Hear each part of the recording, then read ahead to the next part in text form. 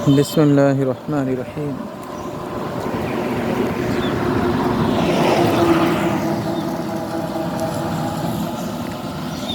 আল্লাহ মহান, আল্লাহ পরম দয়ালু, পরম করুণাময়। তার দয়া ছাড়া আমরা কেউ এক মুহূর্তের জন্য চলতে পারি না। ঘন কুয়াশাচ্ছন্ন সকালে আমরা সবাই সবার রিজিকের আশায় দৌড় দৌড়ান্তে চলতেছি, ফিরতেছি, কিন্তু অনেক ঘন কুয়াশা, অনেক বরফ ঢাকা থাকা সত্ত্বেও আমরা রিজিকের জন্য, দুনিয়া লাভের জন্য ব্যস্ত হয়ে পড়ি। কিন্তু নসিব হয় না আমাদের ফজরের জামাতে শরীক হওয়ার জন্য।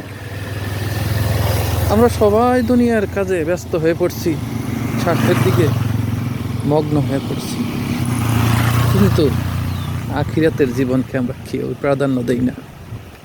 কিন্তু আখিরাত যে অনিবার্য সত্য, তার সামনে মুখোমুখি হতেই হবে, আমরা কেউই ভাবি না।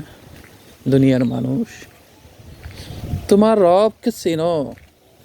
ইয়া আইয়ুহাল ইনসান মা গাররাকা বিরাব্বিকাল কারীম। আল্লাহ আফসোস করে, কত মহব্বত করে বলছে, হে দুনিয়ার মানুষ, ইয়া আইয়ুহাল ইনসান, হে দুনিয়ার মানুষ, তোমার মহান প্রতিপালকের ব্যাপারে কিসে তোমাকে ধোঁকায় ফেলে দিল। মহান রব তার বান্দার এত মহব্বত করে সৃষ্টি করছে, এত যত্ন করে তারে মহব্বত করে সৃষ্টি করছে, এবং সেই বান্দারেই আবার মহব্বত করে থাকছে। ইয়া আইয়ুহাল ইনসান, হে মানুষ, মা গাররাকা রাব্বিকা বিল কারীম, কারীম, তোমার মহান প্রতিপালকের ব্যাপারে তোমাকে কিসেই ধোঁকা দিয়েছে। আজ আমরা সবাই ধোঁকায় পতিত হয়ে পড়ছি, ধোঁকায় ধোঁকা ধোঁকা করে নিজের জীবনকে শেষ করে দিচ্ছি। এই পার্থিব জীবনে ধন লালসার ডুবে আমরা পড়ে গেছি। পার্থিব জীবনের তারুণ্যে আমরা ছুটে চলেছি, কিন্তু আল্লাহর ব্যাপারে আমরা গাফেল হয়ে পড়ছি।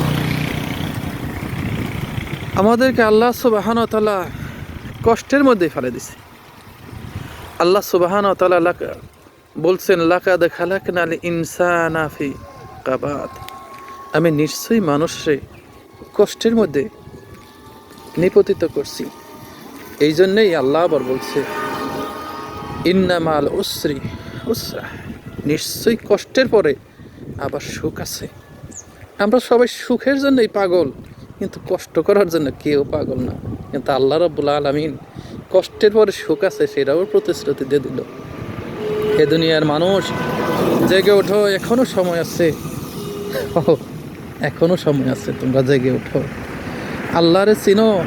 আল্লাহ কোরআনের ভিতরে অনেক জায়গায় বলছে, ইত্তাকুল্লাহ, তোমরা আল্লাহকে ভয় করো, তোমরা আল্লাহকে ভয় করো, আর তোমরা আমার নিয়ামতের শুকরিয়া আদায় করো। আর নিয়ামতের শুকরিয়া আদায় করলে আল্লাহ আরও বেশি দেবে। কিন্তু আমরা নিয়ামত শুকরিয়া আদায় করি কখন? যখন আমরা খাবার খাই তখন বলি আলহামদুলিল্লাহ, বলি আল্লাহ শুকরিয়া আদায় করছি। কিন্তু আল্লাহ রাব্বুল আলামিন তো শিখিয়ে দিল।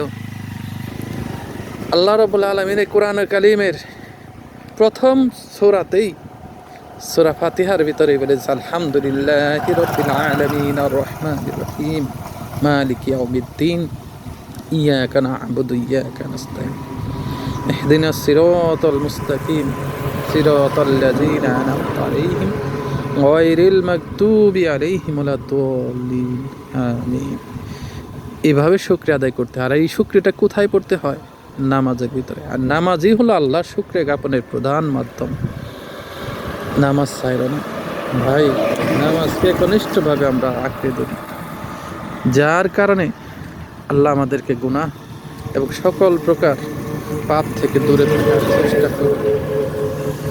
আল্লাহর রহমতের কামনায় আমরা সবাই মগ্ন হই। দুনিয়ার জীবন খেল তামাশা ছাড়ার কিছুই নয়। আখিরাতের দিকে আমরা, পার্থিব জীবন সে আখিরাতের দিকে ধাবিত হই। আসসালামু আলাইকুম।